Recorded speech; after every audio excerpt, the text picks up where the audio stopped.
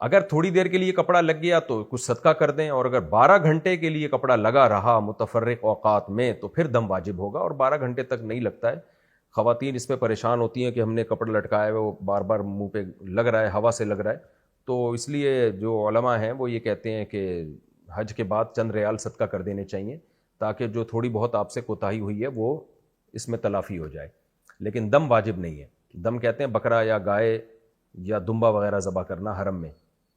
اسی طرح مرد کے لیے یا عورت کے لیے بال کاٹنا بھی جائز نہیں ہے۔ اب بعض دفعہ داڑھی نوچ لیتا ہے آدمی، اس کے 1-2 بال ٹوٹ جاتے ہیں، سر کے بال ٹوٹ جاتے ہیں، تو وہ جب آپ چند ریال صدقہ کر دیں گے تو وہ سب اس میں تلافی ہو جائے گی۔ دم اتنی جلدی واجب نہیں ہوتا، دم کے لیے جنایت ہونی چاہیے، جو غلطی ہو وہ ایک بڑی غلطی ہونی چاہیے، کہ وہ بڑی غلطی یہی ہے کہ آپ نے 12 گھنٹے تک سلے ہوئے کپڑے پہن کے رکھے، یا چہرہ آپ نے مرد یا عورت نے 12 گھنٹے تک چہرہ ڈھانپ کے رکھا، چاہے وہ کنٹینیوسلی 12 گھنٹے ہوں یا متفرق اوقات میں کو ملا کے دیکھا جائے تو 12 گھنٹے بنتے ہوں۔ تو یہ احرام کا تصور ہے۔ امید ہے انشاءاللہ آپ کی سمجھ میں آ گیا ہوگا۔